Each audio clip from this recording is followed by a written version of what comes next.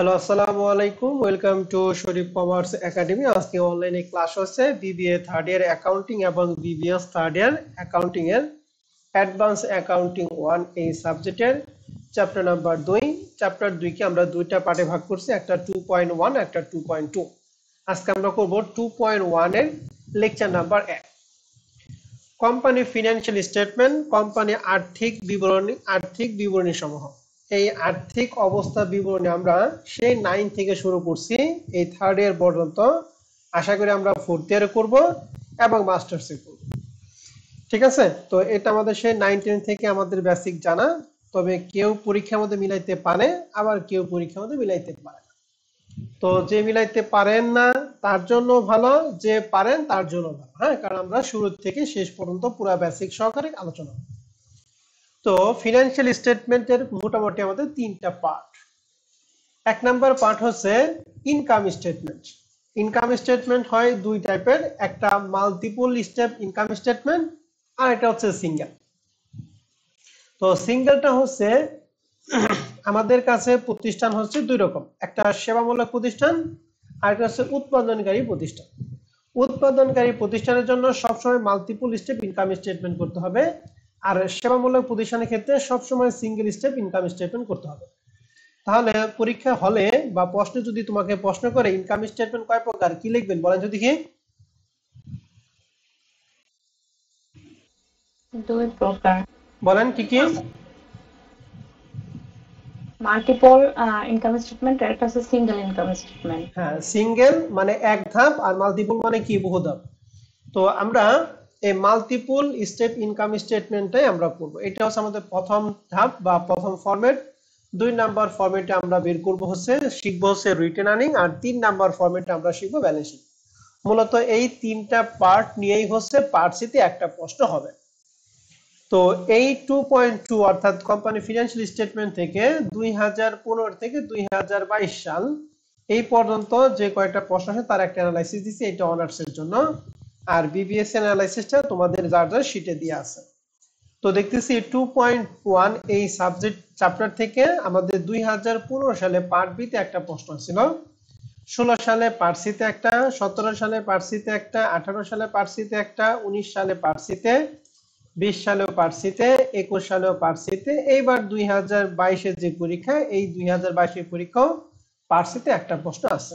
সেই প্রশ্নটা আমাদের শীটে দিয়ে দিচ্ছি। হ্যাঁ, তো তোমরা পরীক্ষা দিবে 2023 সালে, তাহলে আশা করতা ইনশাআল্লাহ এই চ্যাপ্টার থেকে পার্ট সি তে একটা ফিনান্সিয়াল স্টেটমেন্ট অঙ্ক পাবাই।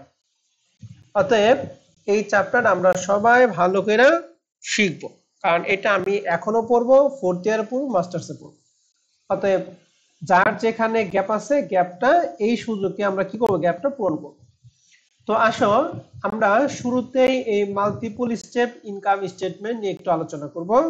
মাল্টিপল স্টেপ ইনকাম স্টেটমেন্টে নরমালি আমরা দুইটা জিনিস বের করব। প্রথম ধাপে আমরা বের করব গ্রস প্রফিট, দ্বিতীয় ধাপে আমরা বের করব নিট প্রফিট। এই গ্রস প্রফিট নির্ণয় করার জন্য কয়েকটা স্টেপ আছে, নিট প্রফিট নির্ণয় করার জন্য কয়েকটা স্টেপ আছে। স্টেপগুলি পার করে আমরা গ্রস প্রফিট এবং নিট প্রফিট বের করব। তো ইনকাম স্টেটমেন্ট করা হয় 1 বছরের জন্য।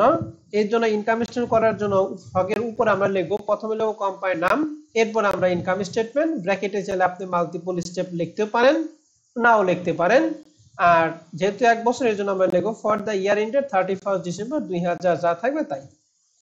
এবার আমরা শর্ট কাটবো, পার্টিকুলার 3টা টাকা দিব, তবে নরমালি 2 টাকা দিলেও হয়। যার যার ইচ্ছা 3টা টাকার ঘরে দিতে পারেন, আবার 2টা টাকার ঘরে দিতে পারেন। তো টাকার ঘর কোনো সমস্যা না, সমস্যা হচ্ছে আমাদের অঙ্কটা ভালো করে বুঝতে হবে। তো ইনকাম স্টেটমেন্টের প্রথম যে ধাপ সেটা হচ্ছে গ্রস প্রফিট। এই গ্রস প্রফিটটা আগে আমরা ভালো করে শিখব। এই গ্রস প্রফিটের যে অরিজিনাল যে সূত্র সেটা হচ্ছে নিট সেলস মাইনাস হচ্ছে কস্ট অফ গুডস সোল্ড। তাহলে গ্রস প্রফিটের সূত্রটা কি একটু বলেন তো দেখি সবাই?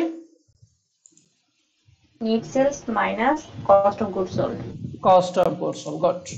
এখন তাহলে আমাদের এই গ্রস প্রফিট জানতে হলে দুইটা জিনিস জানতে হবে, এক হলো নিট সেলস জানতে হবে, একটা কি কস্ট অফ গুডস জানতে হবে। এখন নিট সেলস কি? নিট সেলস হচ্ছে বিক্রয়ের সাথে বিক্রয়ের যে সমস্ত লেনদেন বিক্রয়ের টাকারে বাড়ায় অথবা কমায়। ঠিকই, যেমন বিক্রয়ের সাথে আনরেকর্ডেড সেলস মানে অলিখিত বিক্রয়, দ্যাট মিন্স বাকিতে বিক্রয়, এটা বিক্রয়ের পরিমাণটা বাড়ায়। বা আন্ডার কাস্ট বিক্রয় বইতে যদি কম লেখা হয়। তারপরে সেলস রিটার্ন এন্ড অ্যালাউন্স বিক্রয় ফেরত ও ভাতা বা ওভারকাস্ট এটা বিক্রয়রে কমায়। সেল ডিসকাউন্ট এটা বিক্রয়রে কমায়। আর গুড সোল্ড উইদাউট প্রফিট যার বাংলা আমরা জানি মুনাফাবিহীন বিক্রয়। আমরা জানি মুনাফাবিহীন বিক্রয় এটা বিক্রয়রে কমায়, এটা ক্রয়েরও কি কমায়। তার মানে এটা আমরা বিক্রয়ের সাথে বাদ দিব, আবার ক্রয়ের সাথে কি করব বাদ দিব। তাহলে নরমালি বিক্রয়ের সাথে আমরা কি কি কাজ করলাম, আনরেকর্ডেড সেলস আমরা যোগ করব, sales return and allowance, sale discount এবং গুড সোল্ড উইদাউট প্রফিট, এই তিনটা আমরা কি করব বিয়োগ করব। এছাড়াও সমন্বয়ে যদি কোনো আইটেম থাকে যে আইটেমের জন্য বিক্রয় পরিমাণ বাড়ে অথবা কমে, বাড়লে যোগ করব, কমলে বিয়োগ করব। আমার কথায় ক্লিয়ার সবাই? জি স্যার। এবার আসেন নিট সেলস এর পরে স্টেপটা আমরা বের করব কস্ট অফ গুডস সোল্ড। এই কস্ট অফ গুডস সোল্ড খুব ইম্পর্টেন্ট। এই কস্ট অফ গুডস সোল্ড নির্ণয় করার জন্য আমাদের 4টা ধাপে কাজ করতে হবে। 4টা ধাপ আমি যেভাবে আপনাকে বলবো আপনি ওভাবেই মনে রাখবেন। প্রথম ধাপে আমরা দেখো এখানে নাম্বারিং করছি। 1 নাম্বার স্টেপে আমরা দিব হচ্ছে ওপেনিং ইনভেন্টরি বা প্রারম্ভিক মজুত। 2 নাম্বার স্টেপে এখানে যেমন আমরা নিট সেলস বের করছি, 2 নাম্বার স্টেপে আমরা নিট পারচেজ বের করব।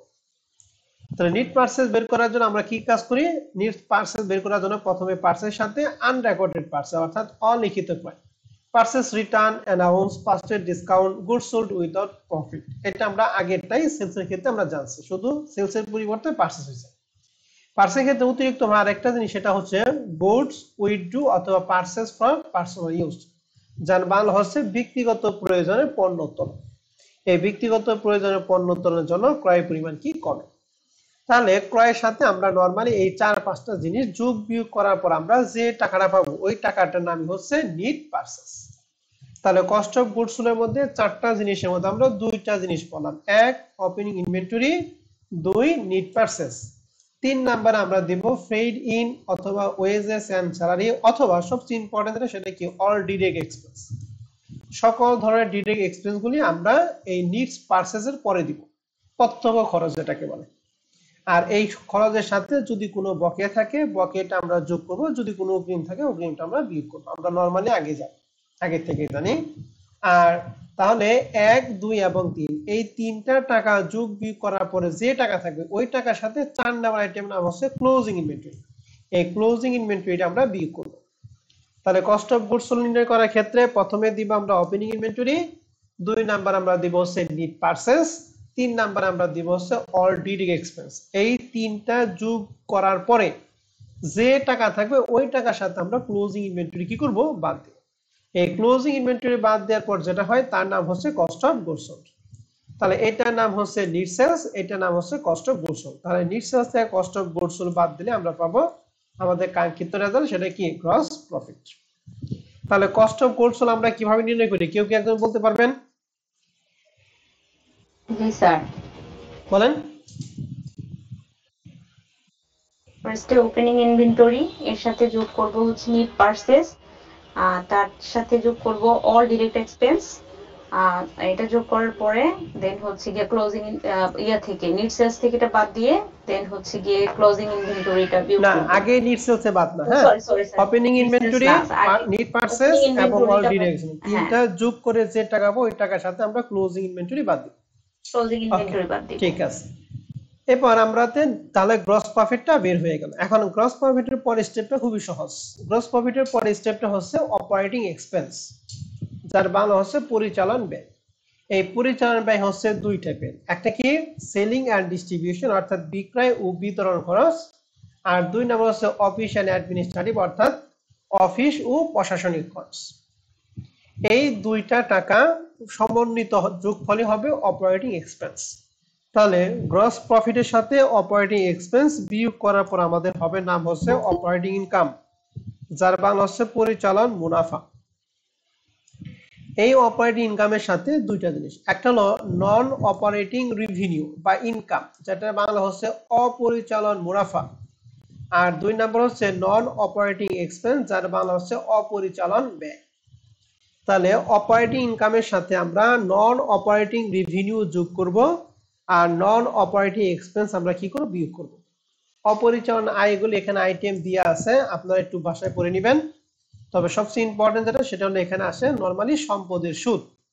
আর অপরিচালনা ব্যয় আইটেমগুলো এখানে দিয়ে আছে, এগুলা পড়বেন। আর বিশেষভাবে মনে রাখবেন এখানে আসলে দায়ের সুদগুলি। তাহলে অপারেটিং ইনকামের সাথে নন অপারেটিং রেভিনিউ যোগ আর নন অপারেটিং এক্সপেন্স বিয়োগ করার পর যে টাকা থাকবে তার নাম হচ্ছে নেট ইনকাম বিফোর ট্যাক্স। এখন এই টাইটেলটা সবসময় হবে না। কখন হবে না আর কখন হবে? যখন প্রশ্নে ইনকাম ট্যাক্স বা প্রভিশন ফর ট্যাক্স এটা সমন্বয়ে বলা থাকবে। ইনকাম ট্যাক্স বা প্রভিশন ট্যাক্স অর্থাৎ নতুন, সমন্বয় মানে হচ্ছে নতুন। যদি এটা থাকে তাহলে ওই নন অপারেটিং ইনকাম এক্সপেন্স যোগ বিয়োগ করা তার নাম দিব আমরা নেট ইনকাম বিফোর ট্যাক্স। এখান থেকে ইনকাম ট্যাক্স বাদ হবে নেট ইনকাম আফটার ট্যাক্স। আর যদি এই ইনকাম ট্যাক্স বা প্রভিশন ফর ট্যাক্স যদি সমন্বয় না থাকে তাহলে নেট ইনকাম আফটার বা বিফোর লেখার দরকার নাই, সরাসরি নেট ইনকাম। আমার কথা কি বুঝতে পারছি সবাইকে? জি স্যার। ওকে, তাহলে এই স্টেপটা আমরা আরেকবার একটু ভালো করে খেয়াল করবো। হ্যাঁ, তো গ্রস প্রফিটের সূত্র একটু বলেন তো দেখি সবাই। নেট সেলস থেকে নেট সেলস থেকে কস্ট অফ গুডস বাদ দেব। কস্ট অফ গুডস সোল্ড বাদ দেব। ওকে, নেট সেলস এর সাথে আমরা সেলস এর সাথে যা যোগ বিয়োগ হয় আমরা তা দেখলাম। কস্ট অফ গুডস সোল্ড এর মধ্যে আসে 4টা, এর মধ্যে প্রথম 3টা যোগ আর শেষেরটা বিয়োগ। গ্রস প্রফিটের সাথে আমরা প্রথমে বিয়োগ করব অপারেটিং এক্সপেন্স, বিয়োগ করব হবে অপারেটিং ইনকাম, এর সাথে নন অপারেটিং ইনকাম যোগ আর নন অপারেটিং এক্সপেন্স বিয়োগ হবে হচ্ছে নেট ইনকাম বিফোর ট্যাক্স। এখান থেকে ইনকাম ট্যাক্স বাদ হবে নেট ইনকাম আফটার ট্যাক্স। আর ইনকাম ট্যাক্স যদি না থাকে তাহলে আফটার বিফোর লেখা দরকার নেই, সরাসরি নেট ইনকাম। এই স্টেপটা আপনি যত দ্রুত মনে রাখতে পারবেন তত অঙ্ক আপনার জন্য কি হবে, সহজ হবে। এন্ড 2 নাম্বার স্টেপে কাজ হচ্ছে এখানে যে সেলিং এন্ড ডিস্ট্রিবিউশন আর অফিস এন্ড অ্যাডমিনিস্ট্রেটিভ এক্সপেন্স গুলি, এখানে আমি একটা তালিকা দিছি। কেউ যদি সেলিং এন্ড ডিস্ট্রিবিউশন এক্সপেন্স না ধরতে পারেন তাহলে এই তালিকা আইটেমগুলি একটু এক নজর দেখবেন। অফিস এন্ড অ্যাডমিনিস্ট্রেটিভ এক্সপেন্সের তালিকাগুলো আমি এখানে দিয়ে রাখছি কি কি জিনিস চাই। কারো যদি এগুলো মনে না থাকে তাহলে আপনারা এখান থেকে পড়ে মুখস্থ করে নেবেন, আর যদি মনে থাকে তাহলে এগুলা পড়ার কোনো দরকার নাই। এরপরে 2 নাম্বার স্টেপটা হচ্ছে রিটেন আর্নিং। এই রিটেন আর্নিংটা পরে এরপর আমরা অঙ্ক শুরু করব। আজকে ব্যালেন্স শিট আমরা করাবো না, আজকে আমরা করব ইনকাম স্টেটমেন্ট এবং রিটেন আর্নিং, এই দুইটাই করাবো। রিটেন আর্নিং অর্থাৎ সংরক্ষিত আয় বিবরণী, এই রিটেন আর্নিংটাও করা হয় 1 বছরের জন্য। তাহলে এটা করার জন্য প্রথমে কোম্পানির নাম, এরপরে রিটেন আর্নিং স্টেটমেন্ট, এরপরে for the year ended 31 December 2000 যা থাকবে তাই। এন্ড এই রিটেন আর্নিং নির্ণয় করার জন্য সর্বপ্রথম রিটেন আর্নিং এর একটা ওপেনিং ব্যালেন্স রেয়ামিলের ক্রেডিট দিকে দেয়া থাকবে অলওয়েজ। রিটেন আর্নিং এর ওপেনিং ব্যালেন্স রেয়ামিলের কোন দিকে থাকবে, ডেবিট না ক্রেডিট দিকে? ক্রেডিট দিকে। ক্রেডিট। এই ক্রেডিট দিকে এই টাকার সাথে আমরা কারেন্ট ইয়ারে অর্থাৎ এই যে ইনকাম স্টেটমেন্ট আমরা যে প্রফিট বা লস আমরা যেটা বের করব, যদি প্রফিট বের করি তাহলে যোগ করব, যদি লস বের করি তাহলে বিয়োগ করব, শেষ। এই টাকার সাথে এখানে লেখা আছে লেস অ্যাপ্রোপ্রিয়েশন। এখানে গেলা যে আইটেমগুলো আছে আইটেমগুলো আমরা এমনিতে মনে রাখবো কিভাবে, সকল ধরনের ট্যাক্স সকল ধরনের ডিভিডেন্ড। ডিভিডেন্ড কি কি হতে পারে, প্রপোজ ডিভিডেন্ড প্রস্তাবিত লভ্যাংশ, ইন্টারিয়াম ডিভিডেন্ড অন্তর্বর্তীকালীন লভ্যাংশ, ডিভিডেন্ড পেড লভ্যাংশ প্রদান, আর এটা হচ্ছে ট্যাক্স পেড।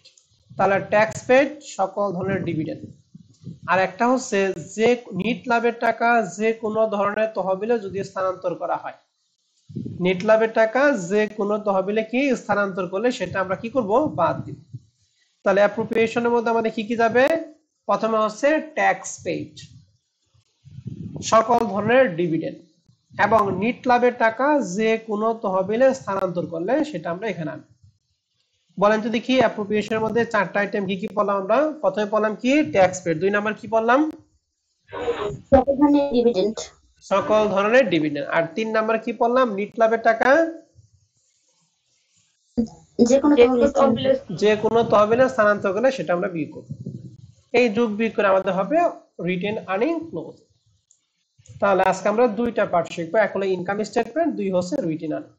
আর ব্যালেন্স শিটের নমুনাটা এখানে দেয়া আছে। হ্যাঁ, ব্যালেন্স শিটের নমুনাটা আমি ক্লাস শেষে পরে দিব, আপনারা এটা একটু পড়বেন, আগামী ক্লাসে আমরা ব্যালেন্স শিটটা শুরু করব। তো আসো আমরা তাহলে একটা অঙ্ক শুরু করি। শুরুতে আমরা যে অঙ্কটা করব সেটা হচ্ছে প্রবলেম 1, যেটা 2020 এবং 2014 সাল থার্ড ইয়ার অ্যাকাউন্টিং আসলে পারছি। তো এই প্রশ্নটা আমাদের কিছু রেমিল দিয়ে আছে এবং কিছু ব্যালেন্স সমন্বয় দিয়ে আছে, এবং আমাদের তিনটা রিকমেন্ড করতে, এক হলো ইনকাম স্টেটমেন্ট, দুই হচ্ছে রিটেন আর্নিং, আর তিন নম্বরে ব্যালেন্স শিট। ব্যালেন্স শিটটা আজকে আমরা করবো না, আজকে আমরা প্রথম দুইটা আইটেম করব। তো আসো তাহলে আমরা রেমিলটা আগে একটু পড়ি। আমি প্রত্যেকটা অঙ্ক করাবো একই কোয়ালিটি, অতএব আপনারা যদি ভালো করে খেয়াল করেন, আজকে অঙ্ক করা মানে মনে করেন আপনার অঙ্কে 80% শেষ। রেমিলটা আগে আমরা পড়বো, কোন কোন আইটেমটা কোথায় যাবে, এরপর আমরা সমন্বয়গুলি বুঝিয়ে দিব, তারপর অঙ্ক শুরু করব। শুরুতে আমাদের আছে ক্যাশ। আমরা জানি ক্যাশ একটা কি সম্পদ, বলেন তো দেখি। চলতি সম্পদ। চলতি সম্পদ। অ্যাকাউন্ট রিসিভেবল কি সম্পদ? চলতি সম্পদ। চলতি সম্পদ। তাহলে প্রথম দুইটা চলতি সম্পদ, চলতি সম্পদগুলি ব্যালেন্স শিটে আসে, তাহলে ইনকাম স্টেটমেন্ট বা রিটার্নিং এর কোনো ভূমিকা নাই। এরপর আছে অ্যালাউন্স ফর ব্যাড ডেট। এই অ্যালাউন্স ফর ব্যাড ডেট এটা যেটা রেয়ামিলে ক্রেডিট দিকে থাকে, তার বাংলা হচ্ছে পুরাতন অনাদায়ী পাওনা সঞ্চিত। আর ব্যাড ডেট যেটা ডিবিট দিকে থাকে, তার নাম হচ্ছে শুধু অনাদায়ী পাওনা। ঠিক আছে, আমরা ইন্টারে কিন্তু 9-10 পড়তাম চারটা জিনিস: অনাদায়ী পাওনা যোগ নতুন অনাদায়ী পাওনা যোগ নতুন অনাদায়ী পাওনার সঞ্চিতি মাইনাস পুরাতন অনাদায়ী পাওনার সঞ্চিতি, ঠিক না? জি ভাই। তাহলে অনাদায়ী পাওনা আমি আবার একটু বলি। অনাদায়ী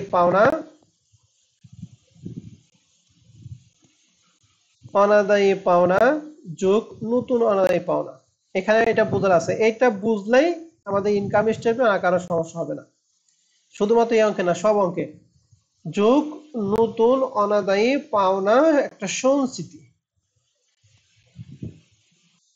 আর বিয়োগ করতে হবে হচ্ছে পুরাতন অনাদায়ী পাওনা সঞ্চিতি। এখন এখানে আমার টোটাল 4টা আইটেম। এই 4টা আইটেমের মধ্যে মনে রাখবেন সবসময় প্রথমটা এবং শেষেরটা। প্রথমটা থাকবে রেয়ামেল এর ডিবিট দিকে, আর শেষেরটা থাকবে রেয়ামেল এর ক্রেডিট দিকে। বলেন তো দেখি, রেয়ামেল এর ডিবিট দিকে কি থাকে? অনাদায়ী পাওনা। আর রেয়ামেল এর ক্রেডিট দিকে পুরাতন অনাদায়ী পাওনা সঞ্চিতি, পুরাতন বলতে হবে। আর মাঝখানে যে দুইটা নতুন, এই নতুন দুইটাই থাকবে সমন্বয়। তবে এই প্রথমটা নতুন অনাদায়ী পাওনা সমন্বয় থাকবে টাকার আকারে, আর এই 3 নাম্বার নতুন অনাদায়ী পাওনা যেটা সঞ্চিতি, সেটা সমন্বয় টাকাও থাকতে পারে, আবার পার্সেন্টও তো থাকতে পারে। ঠিক আছে, এটা ধারণা কি আপনারা সবাই বুঝছেন? তাহলে প্রথমটা রেয়ামেলে কোন দিকে থাকে? ডেবিট দিকে। আর শেষেরটা ক্রেডিট দিকে। আর মাঝখানে যে দুইটা নতুন থাকবে কোথায়? সমন্বয়। প্রথমটা টাকা, দ্বিতীয়টা টাকাও থাকতে পারে, পার্সেন্টও থাকতে পারে।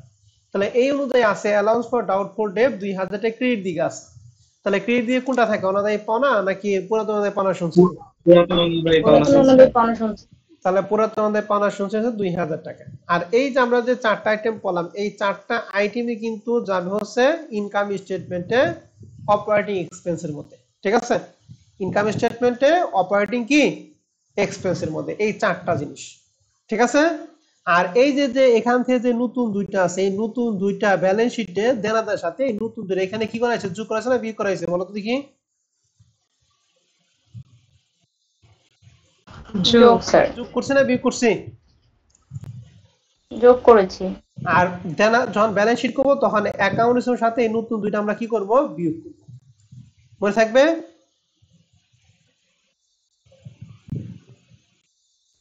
আমি কথাটা আবার বলতেছি, এখানে যে 4টা আছে, এই 4টা আমরা পুরো জিনিসটাই দিব হচ্ছে ইনকাম স্টেটমেন্টে অপারেটিং এক্সপেন্সে। আর এখানে যে নতুন যে দুইটা, এই নতুন দুইটা ব্যালেন্স শিটে দেনাদার সাথে আমরা কি করব? বাদ দিব। এই যে অ্যাকাউন্ট রিসিভ আছে, অ্যাকাউন্ট রিসিভ আমরা বাদ দিব যদি থাকে। এরপরে মার্চেন্ডাইজ ইনভেন্টরি 30,000 টাকা। নরমালি মজুদ পণ্য হচ্ছে প্রারম্ভিক মজুদ পণ্য হয়। প্রারম্ভিক মজুদ পণ্য আমরা কস্ট অফ গুডস হলে কোথায় দেই? যোগ করি না বিয়োগ করি? বলো।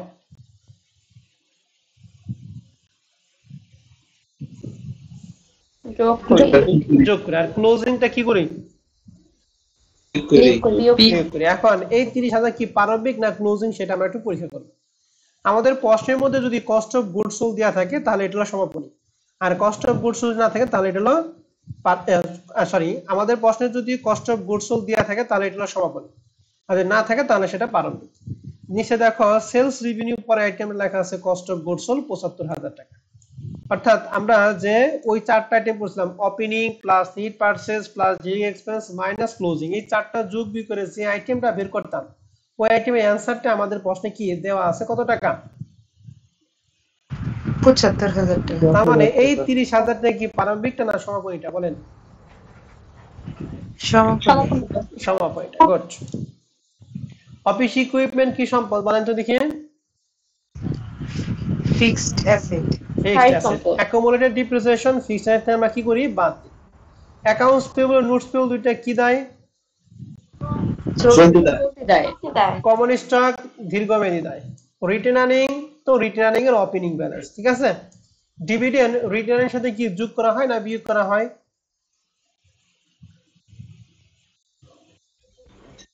যোগ করা হয়।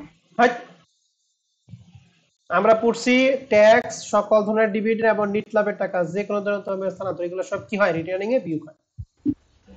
সেলস রেভিনিউ আছে 1,25,000, অর্থাৎ এটা হলো আমাদের সেলস। এই সেলস এর সাথে যোগ বিয়োগ করার পর হবে কি? Net sales. Cost of goods আগে পড়াইছি। স্যালারি এক্সপেন্স, এটা হলো কি এক্সপেন্স বলেন দেখি? Operating expense. রেন্ট এক্সপেন্স, এটাও কি? অপারেটিং। তাহলে রেএমএল এর যে আইটেমগুলো আছে আমরা আরেকবার পড়ব, কারণ এই আইটেমগুলি পরবর্তী অঙ্কে গিয়ে 80% থাকবে আর 20% নতুন আইটেম আসবে। তাহলে বলেন তো দেখি, ক্যাশ কি? চলতি সম্পদ। অ্যাকাউন্ট রিসিভেবল, চলতি সম্পদ। অ্যালাউন্স ফর ব্যাড ডেট, এটা কি অনাদায়ী পাওনা না নতুন আদায় পাওনা? পুরাতন আদায় পাওনার সঞ্চিতি। মার্চেন্ডাইজ ইনভেন্টরি, এটা কি ওপেনিং না ক্লোজিং? ক্লোজিং। কেন ক্লোজিং? কস্ট অফ গুডস দেওয়া আছে। অফিস ইকুইপমেন্ট কি? স্থায়ী সম্পদ। অ্যাকুমুলেটেড ডিপ্রিসিয়েশন আমরা অফিস ইকুইপমেন্ট থেকে কি করব? বাদ দিব নাকি? অ্যাকাউন্টস পেয়েবল নোটস পেয়েবল দুইটা কি? চলতি দাম। কমন স্টক দীর্ঘমেয়াদী দেয়। রিটেন তো রিটেন নাকি? ডিভিডেন্ড রিটেনের সাথে কি যোগ করি না বিয়োগ করি? সেলস রেভিনিউ নিট সেলস নাকি? কস্ট অফ গুডস সোল্ড আমরা পড়ছি। স্যালারি এক্সপেন্স রেন্ট এক্সপেন্স কি? Operating expense.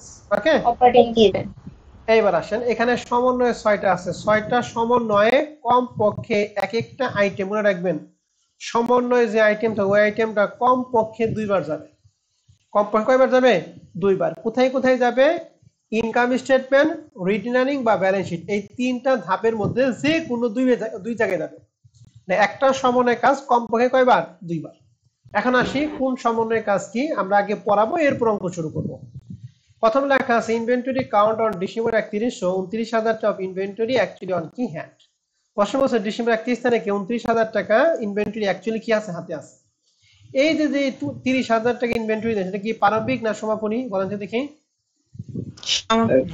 সমাপনী। এই কস্ট অফ গুডস যে 75,000 টাকা দিয়ে আছে, এইটা নির্ণয় যখন করছি তখন সমাপনী মজুত পণ্য আমরা এই 30,000 টাকা এটা কি যোগ করছিলাম না বিয়োগ করছিলাম বলো তো দেখি? সমাপনী কি যোগ করা হয় না বিয়োগ করা হয়? বিয়োগ করা হয়। বিয়োগ করা হয়।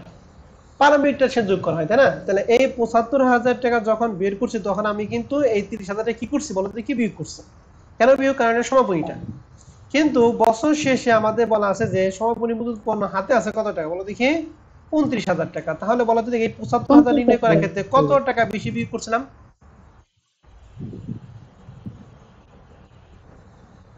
বলো।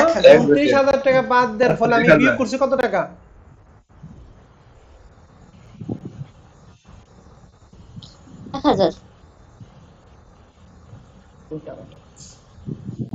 এই 75,000 টাকা যখন বিয়োগ তখন এই 30,000 টাকা কি করা আছে? যোগ করা হয়েছে না বিয়োগ করা হয়েছে? এটা তো সমাপনী, কিন্তু বছর শেষে সমাপনী মূল্য কত? 29,000 টাকা না? তাহলে কত টাকা বেশি বিয়োগ করা হয়েছে বলো তো 75,000 নির্ণয় করার ক্ষেত্রে? 1,000 টাকা। 1,000 টাকা। গুড। তাহলে 1,000 টাকা যেহেতু বেশি বিয়োগ করছে, এটা যদি সমান করতেছে তাহলে 1,000 টাকা কি করব? যোগ করব না বিয়োগ করব? যোগ করব। কার সাথে যোগ করব? বলো কার সাথে? 30,000 না 75,000 সাথে? কস্ট অফ গুডস মনে রাখো। তাহলে কস্ট অফ গুডস এর সাথে আমরা 1,000 টাকা কি করব? যোগ করব। কেন যোগ করব? কারণ 1,000 টা আমরা বেশি বিয়োগ করছিলাম। এখন তাহলে আমাদের ইনকাম স্টেটমেন্টের কাজ শেষ। এখন ব্যালেন্স শিটে গিয়ে আমাদের সমাপনী মজুদ পণ্য এই ৩০,০০০ টাকা দিব নাকি ২৯,০০০ টাকা দিব বলো তো দেখি। ২৯,০০০ ২৯,০০০ টাকা। তাহলে ১ নম্বর সমন্বয় কাজ দুইটা, কি কি? প্রথম হচ্ছে কস্ট অফ গুডস বের করার ক্ষেত্রে ১০০০ টাকা বেশি বিয়োগ করছিলাম, এই জন্য ১০০০ টাকা যোগ করব। আরেকবার সমাপনী মজুদ পণ্য হচ্ছে চলতি সম্পদ। ১ নম্বর সমন্বয়ে কারো কোনো সমস্যা আছে? না স্যার।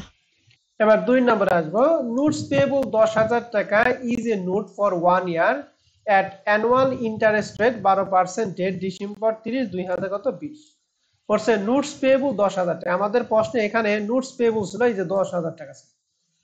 এই নোটস পেয়েবল ১০,০০০ টাকা, সুদের হার হচ্ছে 12%। তাহলে বলেন তো দেখি নোটস পেয়েবল কি সম্পদ না দায়?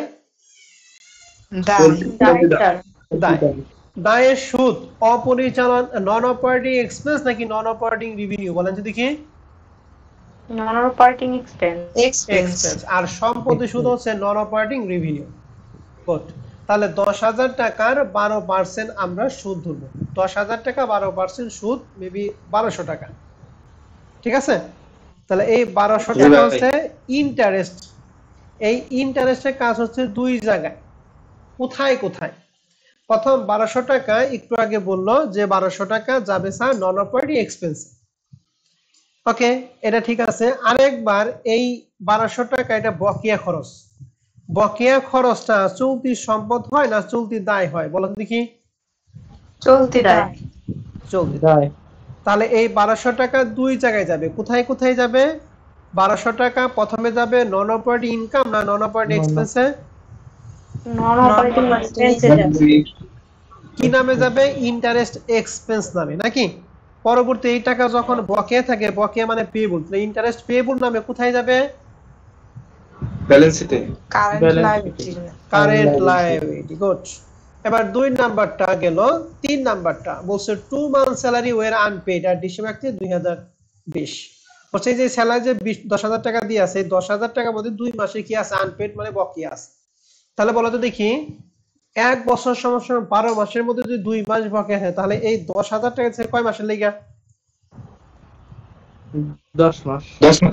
তাহলে কয় মাস বকেয়া? ২ মাস। তাহলে ১০,০০০ টাকা যেহেতু ১০ মাস, তাহলে ১০,০০০ কে ২ দ্বারা ভাগ করব। আর কয় মাসে বকেয়া আছে? ২ মাসে। তাহলে ২ দ্বারা গুণ করব, তাহলে হবে কত? ২,০০০ টাকা। কথা কি বোঝা গেছে? ২,০০০ টাকা। জি স্যার। এখন এই ২,০০০ টাকা হচ্ছে বকেয়া স্যালারি। এই বকেয়া স্যালারির কাজ হলো দুইটা। একবার বকেয়াটা স্যালারির সাথে কি করব আমরা? যোগ করব। আরেকবার বকেয়া স্যালারি মানে বকেয়া খরচ সম্পদ না দায়? দায় স্যার, চলতি দায়। দায়। তাহলে ৩ নাম্বার সমন্বয় কাজটা একটু বলেন তো দেখি। ২,০০০ টাকা কোথায় কোথায় কাজ করব? স্যালারির সাথে যোগ একবার আর স্যালারি আর চলতি দায়ের সাথে যাবে। চলতি দায় যাবে কি যাবে? স্যালারি এক্সপেন্স না salary payable? Salary payable. Salary payable. Okay, এবার ৪ নাম্বার সমন্বয়টা আসে। লেখা আছে রেন্ট এক্সপেন্স, অর্থাৎ এই যে ১৬,০০০ সময় ইন্ডিকেট করছে, বলছে রেন্ট এক্সপেন্স ইনক্লুড অন্তর্ভুক্ত আছে আনএক্সপায়ার্ড রেন্ট ৪,০০০ টাকা। আনএক্সপায়ার্ড রেন্ট মানে হচ্ছে অগ্রিম ভাড়া। আনএক্সপায়ার্ড কথা মানে কি? অগ্রিম ভাড়া। অর্থাৎ এই ১৬,০০০ টাকার মধ্যে ৪,০০০ টাকা অগ্রিম ভাড়া অন্তর্ভুক্ত আছে। তাহলে করি না বিয়োগ করি? বিয়োগ করি। তাহলে ৪,০০০ টাকা ১৬,০০০ টাকার সাথে যোগ করবো না বিয়োগ করবো? বিয়োগ করব। বিয়োগ করব। ওকে, এবার আসেন অগ্রিম খরচ কি চলতি সম্পদ না চলতি দায়? চলতি সম্পদ। চলতি সম্পদ। ওকে, তাহলে ৪ নাম্বার সমন্বয় কাজটা আপনি বলেন তো দেখি, রিপিট করেন। প্রথমে ৪,০০০ টাকা কার সাথে কাজ করব? ১০০০ টাকা থেকে বিয়োগ করব আর কারেন্ট রেভিনিউ চলতি সম্পদের থেকে যোগ দিব ব্যালেন্স শিটে। আমি আবার বলতেছি, রেন্ট এক্সপেন্স ১৬,০০০ টাকার সাথে ৪,০০০ টাকা বিয়োগ করব। কেন বিয়োগ করব? কারণ এটা অগ্রিম। আরেকবার আনএক্সপায়ার্ড রেন্ট মানে অগ্রিম খরচ। অগ্রিম খরচ কি? চলতি সম্পদ। ৪ নাম্বার কাজ শেষ। এবার ৫ নাম্বারে ডিপ্রিসিয়েশন ৫,০০০ টাকা on the office equipment. Depreciation কাজ হলো দুই জায়গায়। প্রথমে ডিপ্রিসিয়েশন হচ্ছে অপারেটিং এক্সপেন্স। ওকে, চোখ বুঝে আমরা অপারেটিং এক্সপেন্সে দিব। স্যার এবার 2 নাম্বার যে কাজটা সেটা হলো 5000 মধ্যে কিছু অ্যাকুমুলেটেড আছে, তাহলে এই 5000 টাকা এটা হলো নতুন এই বছরে অ্যাকুমুলেটেড, আর আমাদের রেয়ামিলের মধ্যে একটা অ্যাকুমুলেট ছিল 4000, তাহলে 4000 সাথে নতুনটা যোগ করে তারপর আমরা সংশ্লিষ্ট সম্পদ থেকে কি করব, বাদ। আর প্রশ্নের মধ্যে যদি অ্যাকুমুলেটেড না থাকে তাহলে ওই নতুনটাই শুধুমাত্র বাদ দিতে হবে। ওকে, জি ভাই। স্যার তাহলে বলতো ডিপ্রিসিয়েশন কয় জায়গায় যায়, 2 জায়গায়। প্রথমে অপারেটিং এক্সপেন্সে, 2 নাম্বার কি সংশ্লিষ্ট সম্পদ থেকে কি করব, বাদ দিব। বাদ ওকে দিব। ওকে, এবার 6 নাম্বার সমানে বলছে make a provision for income tax 40% of net income before tax. এই যে ইনকাম ট্যাক্স দিয়ে আছে 40%, তাহলে আমাদের প্রশ্নে net operating expense operating income যোগ বিয়োগ করার পর যে টাকা থাকবে এটাকে কি সরাসরি নেট ইনকাম নাকি নেট ইনকাম বিফোর ট্যাক্স লিখবো? Income before tax before tax লিখে ইনকাম ট্যাক্স বাদ দিতে হবে, নেট ইনকাম কি আফটার ট্যাক্স। তাহলে সমন্বয় যে 6টা পয়লাম, 6টা সমন্বয় কি আমরা সবাই ক্লিয়ার? জি জি স্যার ভাই। দেখেন আমি কিন্তু সবকিছু আগে ভাঙ্গে ভাঙ্গে দিচ্ছি, এখন জাস্ট পোস্টিং দিব। আমি প্রত্যেকটা এরকম ভাঙ্গে ভাঙ্গে দিব, এর পরবর্তী মানে আগামী ক্লাস থেকে কাজ আমি সমন্বয়গুলি পড়াবো, রেয়ামিল পড়াবো, এরপর প্র্যাকটিস হলো আপনারা বাসায় বসে বসে প্র্যাকটিস করবেন। এবার আসেন আমরা শুরুতেই কাজ করব। তাহলে ইনকাম স্টেটমেন্ট করার জন্য আমরা শুরুতেই কি বের করি একটু বলেন যদি। এখন যেহেতু সেলস এর সাথে যোগ বিয়োগ করার মতো কোনো আইটেম নাই, তার মানে এই 1,25,000 টাকার নামে হচ্ছে কি নিট সেলস। জানেন তো আপনারা সবাই এই সলিউশন পিডিএফটা কি দেখতেছেন কিনা? সলিউশন পিডিএফটা মনে ওপেন হয় নাই, আমি একটু ওপেন করতেছি। তাহলে আমরা প্রথমেই কোম্পানির নাম লিখবো ইনকাম স্টেটমেন্ট এবং 1 বছরের জন্য সেটা লিখবেন। হ্যাঁ, 3টা লাইন লিখবেন। যেহেতু আমাদের সেলসের সাথে কোনো কাজ নাই, তার মানে 1,25,000 টাকার নাম হচ্ছে কি নিট সেলস। আর নিট সেলসের সাথে আমরা কি বাদ দেব বলো দেখি? Cost of goods sold. এখন প্রশ্ন হচ্ছে আমাদের প্রশ্নে কস্ট অফ গুডস সোল্ড এর মধ্যে যে আইটেমগুলি আসে এই আইটেমগুলি পরিবর্তে সরাসরি প্রশ্নে কস্ট অফ গুডস সোল্ড কত দিয়ে আছে প্রশ্নে বলো তো দেখি? 75,000। এবং এই 75,000 টা নির্ণয় করার ক্ষেত্রে আমরা বাদ দিয়েছিলাম 30,000 টাকা, কিন্তু অ্যাকচুয়ালি সমাপনী কত টাকা? 29,000 টাকা। তাহলে কত টাকা বেশি বাদ দিয়েছিলাম? 1000 টাকা তাহলে 1000 কে আমি কি করব? যোগ করে দেব। যোগ করব। যোগ করে তাহলে দেব। লিখছি cost of goods sold 75,000 plus হচ্ছে 1000, তাহলে সমান সমান হলো 76,000 টাকা। ওকে, জি স্যার। দুইটা বিয়োগফল হচ্ছে গ্রস প্রফিট। এখানে গ্রস প্রফিটের সাথে বাদ দিব হলো অপারেটিং এক্সপেন্স। এখন আমাকে বলেন অপারেটিং এক্সপেন্স আমার রেয়ামিলে কি কি আছে অপারেটিং এক্সপেন্সের মধ্যে? স্যালারি এক্সপেন্স রেন্ট এক্সপেন্স আচ্ছা ঠিক আছে, স্যালারি এক্সপেন্স আগে দেই। স্যালারি এক্সপেন্স 10,000 টাকা, এই 10,000 সাথে আবার কয় মাসের জন্য বাকি ছিল? 2 মাসে 2 মাসে 2,000 টাকা। এটা কি করব আমরা, যোগ করব না বিয়োগ করব? যোগ করব। যোগ করব। তাহলে প্রথমে দিছি হলো স্যালারি এক্সপেন্স 10,000 প্লাস হচ্ছে 2,000 সমান সমান 12,000 টাকা। এরপরে রেন্ট, রেন্ট হলো 16,000। রেন্টের মধ্যে জানি কি একটা সমন্বয় ছিল? অগ্রিম আয় ছিল। অগ্রিম আয় না, অগ্রিম ব্যয়। হ্যাঁ, ভাড়া। এক্সপায়ার ডেট মানে অগ্রিম ব্যয়। তাহলে এই 4,000 টা অগ্রিমটা কি আমরা যোগ করব না বিয়োগ করব? বিয়োগ করব স্যার। তাহলে আমরা দেখো লিখছি রেন্ট এক্সপেন্স 16,000 টাকা ছিল, এখান থেকে 4,000 টাকা বিয়োগ করে বের করছি 12,000 টাকা। স্যালারি এবং রেন্ট দুটো ক্লিয়ার সবাই? জি ভাই। স্যার ওকে, এবার আসেন। তাহলে আমাদের নিচে দুইটা ক্লিয়ার। আর এখানে যে আইটেমগুলো আছে এই আইটেমের মধ্যে শুধুমাত্র একটা আইটেম আছে, নাম কি পুরাতনটা। এটা কি নতুনটা না পুরাতনটা? পুরাতন এবার আসেন, প্রথমে যে অনাদায়ী পাওনা সেটা থাকে রেয়ামিলে ডিবিট পাশে। আমাদের এই রেয়ামিলে ডিবিট পাশে অনাদায়ী পাওনা বা এই ব্যাড ডেট সম্পর্কে কোনো কিছু নাই। 2 নম্বরে নতুন আদায় পাওনা সমন্বয়, নতুন আদায় পাওনার সম্পর্কে কোনো কথা বলা নাই। 3 নম্বরে নতুন আদায় পাওনার সংস্কৃতি সেটাও নাই। 4 নম্বরে পুরাতনটা, পুরাতনটা কি আছে প্রশ্নে? জি স্যার পুরাতন মধ্যে কি যোগ করি না বিয়োগ করি এটা? এটা বিয়োগ করি। তাহলে আমরা লিখছি এই যে old allowance for bad date 2,000 টাকা আমরা ব্র্যাকেট দিয়ে দিছি। ক্লিয়ার? জি স্যার। ওকে, তাহলে এখানে রেয়ামিনের সমস্ত কাজ শেষ। এখন সমন্বয় দেখি কোনটা অপারেটিং এক্সপেন্স আছে কিনা।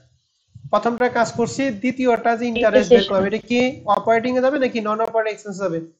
নন অপারেটিং এক্সপেন্স নন অপারেটিং 3 এক্সপেন্স নম্বরে সমন্বয় কাজ করছি, 4 নম্বরে কাজ করছি, 5 নম্বরে ডিপ্রিসিয়েশন। এটা কি কাজ হয়েছে? না স্যার। ওকে, তাহলে আমরা লিখছি ডিপ্রিসিয়েশন এক্সপেন্স 5000 টাকা। তাহলে আমরা এই তিনটা যোগ আর এই 2000 টাকা বিয়োগ করার পর হচ্ছে 27000 টাকা। এই 27000 নাম হচ্ছে অপারেটিং এক্সপেন্স। তাহলে গ্রস প্রফিট তো অপারেটিং এক্সপেন্স বাদ দিয়ে আমাদের অপারেটিং ইনকাম দাঁড়ালো 22000 টাকা। এটার নাম কিন্তু অ্যাকচুয়ালি অপারেটিং কি ইনকাম না এক্সপেন্স বলেন দেখি? ইনকাম। Income sir. ওকে, ঠিক আছে। এখন প্রশ্ন হচ্ছে তা আমাদের এর সাথে আমরা নন অপারেটিং ইনকাম যোগ করি এবং নন অপারেটিং কি করি বিয়োগ করি। আমাদের প্রশ্নে একটা সুদ ছিল তাই না? নোটস পেয়েবলের সুদ ছিল না? জি স্যার। ওকে, এই নোটস পেয়েবলের সুদটা নন অপারেটিং ইনকামে যায় না নন অপারেটিং এক্সপেন্সে যায়? এক্সপেন্সে যায়। এক্সপেন্স। তাহলে এটা কাজ আমরা করব। এখন আসে এই 10000 টাকা 12% হারে ঋণটা গ্রহণ করা হয়েছে ডিসেম্বর 31, 2020। আর আমাদের অঙ্কটা শেষ হয়েছে কোথায় বলো দেখি? ডিসেম্বর 31, 2000 কত? 20 ঋণ নিচে হচ্ছে 30 তারিখে আর অঙ্ক শেষ হয়ে গেছে 31। তাহলে কয় দিনের সুদ বলো দেখি? একদিনে। একদিন অথবা 2 দিন। এই যখন একদিন বা 2 দিনের সুদ হবে তখন এটাকে আমরা কি করব? ইগনোর করব। অর্থাৎ আমরা ধরে নেব আমরা অঙ্কটা যেদিন শেষ হয়েছে ওই দিনে আমরা কি করছি? ঋণ গ্রহণ করছি। দ্যাট মিন্স এর উপর কোনো সুদ ধার্য করা যাবে না। কথা ক্লিয়ার? জি স্যার। যখন 2-1 দিন থাকবে এগুলো ইগনোর করে দিবেন। এর জন্য আমরা একটা নোট দিতে হবে। Interest on notes payable has been ignored as it tendered কি লেখা আছে? এই যে কই অনলি ফর কয় দিন বলো দেখি? 2 দিন। 2 দিন। ওই যে 30 তারিখে নিছি 31 তারিখে শেষ হয়ে যায়। তাহলে 30 এবং 31 2 দিন। এই জন্য যখন 2-1 দিন থাকবে তখন আপনি কি করবেন? ওই সুদটাকে কি করবেন বলেন দেখি? ইগনোর করে ফেলাইবেন। মানে ওইটার হিসাবে আনা দরকার নেই। এই জন্য আমাদের অঙ্কে নন অপারেটিং ইনকামও নাই, নন অপারেটিং কি এক্সপেন্সও নাই। এই জন্য অপারেটিং ইনকামকে আমরা সরাসরি লিখছি কি? Net income. আর যেহেতু পোস্ট ইনকাম ট্যাক্স আছে এই জন্য নেট ইনকাম কি? Before tax. ঘটনা কি বুঝছেন? অপারেটিং ইনকামকে কেন নেট ইনকাম বিফোর ট্যাক্স রাখলাম? নন অপারেটিং ইনকাম বা নন অপারেটিং এক্সপেন্স আসলো না? জি স্যার বুঝতে পারছি। এখন এর সাথে আমাদের প্রশ্নে ইনকাম ট্যাক্স ছিল কত পার্সেন্ট? 40%। তাহলে আমরা এখানে লিখছি ইনকাম ট্যাক্স 22000। এই যে নেট ইনকাম বিফোর ট্যাক্স ছিল 22000, 22000 40% 8800। তাহলে দুইটা বিয়োগ করার পর নেট ইনকাম আফটার ট্যাক্স হচ্ছে 13200 টাকা। ঠিক আছে? অ্যাকচুয়ালি নেট ইনকাম বলতে এই 13200 টাকাকে বোঝানো হয়। হ্যাঁ, নেট ইনকামের মধ্যে আপনাদের যদি কারো কোনো প্রশ্ন থাকে আপনারা আমাকে প্রশ্ন করেন। হ্যাঁ, ইনকাম স্টেটমেন্ট পুরাটাই আমি একটা পেজে নিয়ে দিছি।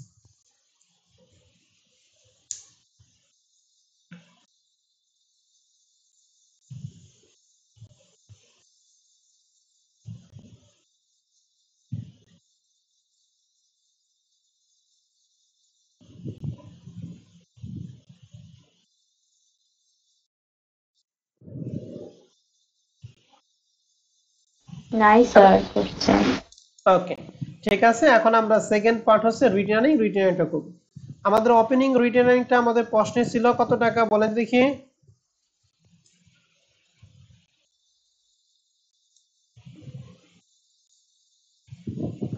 ৳৪৭,০০০ টাকা। 47। এই ওপেনিং রিটার্নের সাথে নেট ইনকাম হলে আমরা কি করি? যোগ। আর যোগ লস করি। হলে বিয়োগ করি। আমাদের তো নেট বিয়োগ ইনকাম করি। হয়েছে নাকি? তাহলে আমরা এখানে দিছি returning opening 47 plus net income 13000 কত? 200।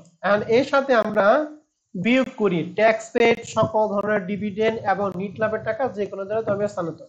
আমাদের প্রশ্নে দেখেন কোনো ট্যাক্স পেড লেখা নাই। ডিভিডেন্ড কি আছে আমাদের রেয়া মিলে? জি স্যার। কত টাকা? জি স্যার আছে। 12000 টাকা। 12,000 এবং নিট লাভের টাকা কোনো তহবিলে স্থানান্তর করতে পারে না সমন্বয় থেকে 6 এর মধ্যে।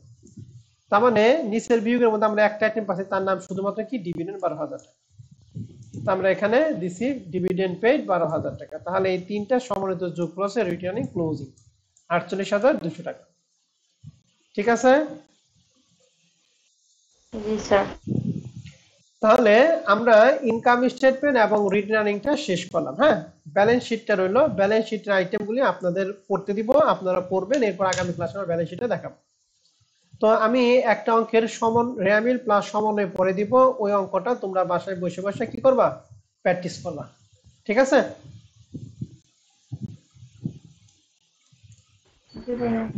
ওকে, দেখো 3 নাম্বার প্রশ্নটা, যেটা 2019 সালে বিবিএস আইছে। প্রশ্নটা একটু ভালো করে আমরা একটু খেয়াল করি। প্রথমে লেখা আছে ইস্যু ক্যাপিটাল, ক্যাপিটাল মানে শেয়ার ক্যাপিটাল, আমাদের দীর্ঘমেয়াদী দায়। স্টক 1 লেখা আছে, তার মানে 6,800 কি ওপেনিং না ক্লোজিং? Opening. পারচেজ আছে 58,230 আর সেলস হলো 74,620। পারচেজটা দিয়ে আমরা নিট পারচেজে আর সেলস হলো কি নিট সেলসে। এবার এক্সপেন্স, শুধু এক্সপেন্স লেখা আছে, কোনো কিছু লেখা নাই, তাহলে এক্সপেন্সটা আমরা দিব হলো অপারেটিং এক্সপেন্স। ঠিক আছে? জি স্যার। স্যালারি কোথায় যায় বলেন তো দেখি?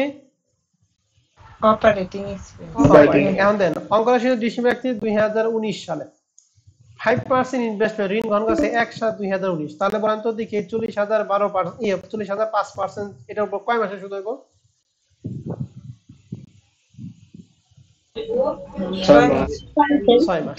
তাহলে 40,000 ইন্টু 5%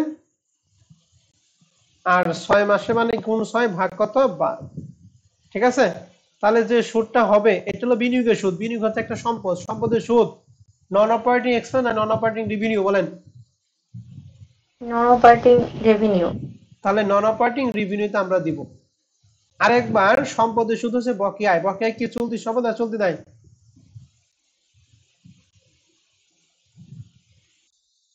চলতি সম্পদ বকেয়া। চলতি সম্পদ। গুড। সম্পদের বকেয়াটা চলতি সম্পদ, দায়ের তারপর কি দায়ের বকেয়াটা চলতি দায়। যার যারটা বকেয়া থাকলে ওইটা তাইতেই হয়ে যায়। তাহলে এখানে 4,000-এর 5% হয় 2,000, তাহলে 6 মাস করলে হয় 1,000 টাকা।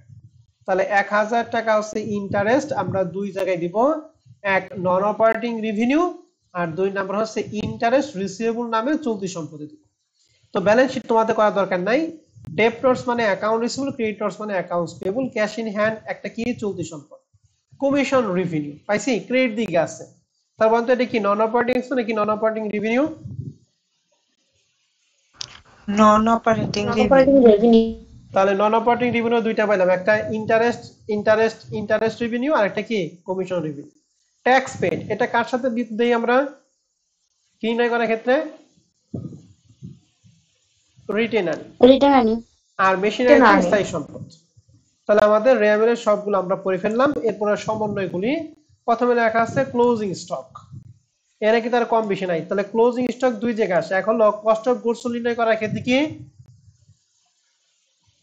বিয়োগ হবে, আরেকবার একবার চলতি সম্পত্তি যাবে। চলতি সম্পদ শেষ।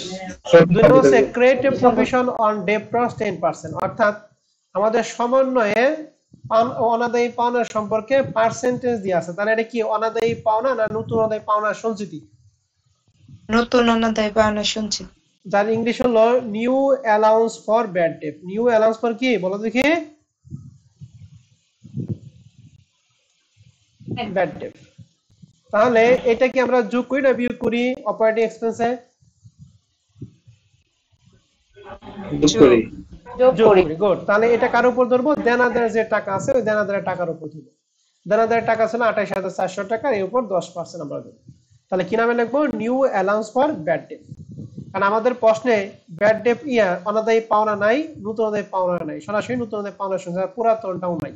তাহলে একটা মাত্র জিনিস আসবে, তাও সেটা কি করবো আমরা সরাসরি অপারেটিং এক্সপেন্সের মধ্যে দিয়ে দিব। হ্যাঁ, এবং এই যে নতুনটা, তাহলে নতুনটা যখন আমরা ব্যালেন্স শিট করবো তখন চলতি সম্পদের সাথে কি যোগ করবো না বিয়োগ করবো? বিয়োগ করব। বিয়োগ। 3 নম্বরে লেখা আছে প্রপোজ ডিভিডেন্ড। আমরা সকল ধরনের ডিভিডেন্ড রিটার্নে কি করি? রিটার্নিং আর্নিং থেকে বিয়োগ করি। আর প্রস্তাবিত লভ্যাংশ হচ্ছে চলতি দায়। 4 নম্বর হচ্ছে ট্রান্সফার টু 3,000 টাকা টু জেনারেল রিজার্ভ ফান্ড। এই যে নিট লাভের টাকা 3,000 টাকা আমরা ট্রান্সফার করছি জেনারেল রিজার্ভে। তাহলে এই টাকাটা প্রথমে রিটার্নিং ক্ষেত্রে কি করব? বিয়োগ। আরেকবার জেনারেল রিজার্ভের সাথে আমরা কি করব? যোগ করে দেব। কোথায়? সম্পদে না দায়ে?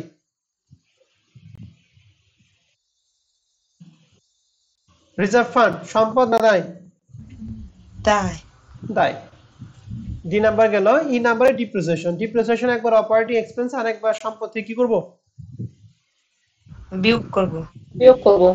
এন্ড এই অঙ্কে আপনাকে চাইছে এই যে প্রশ্ন বলছে ইনকাম স্টেটমেন্ট করো, রিটেন আর্নিং করো আর ব্যালেন্স শিটটা আমরা করাবো। ঠিক আছে, 3 নাম্বার কি পারবেন এখন আপনারা? জি স্যার। ওকে, আজকে আমাদের এই পর্যন্ত। আরেকটা অঙ্ক দেই, এই 4 নাম্বারটা, এটা 2019 সালে বিবিএস এ পার্ট দিতে। এখানে বলছে শুধুমাত্র মাল্টিপল স্টেপ ইনকাম স্টেটমেন্ট করতে হবে, এখানে সব তথ্যগুলো দেয়া আছে। আর ইনকাম স্টেটমেন্ট করার জন্য আমাদের এই যে নিট সেল সরাসরি লেখা আছে, কস্ট অফ গুডস হলো সরাসরি দেয়া আছে। ঠিক আছে ভাই, তাহলে এই দুইটার বিয়োগফল কি হবে বলো তো দেখি? Gross profit. Gross profit. Gross profit আমরা কি বাদ দেই? Operating expense. অপারেটিং এক্সপেন্সের মধ্যে যে অ্যাডমিনিস্ট্রেটিভ এক্সপেন্স যাবে আর কি যাবে? Selling expense. ক্লিয়ার? বিয়োগ করার পর কি হবে বলেন?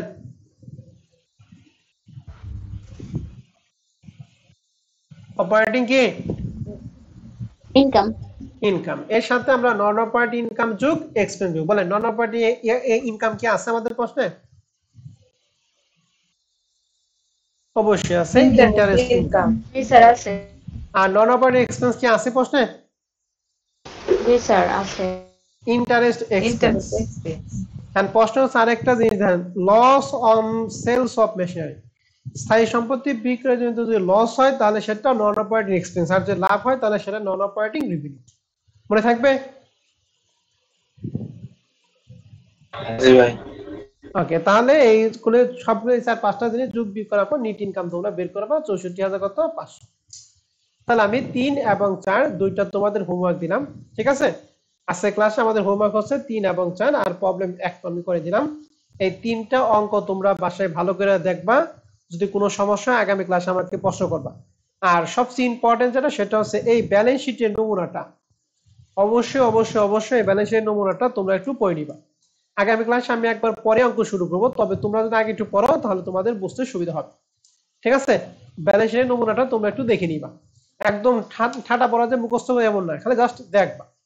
আগামী ক্লাসে আমি পড়িয়া তারপর অঙ্ক শুরু করব। ঠিক আছে?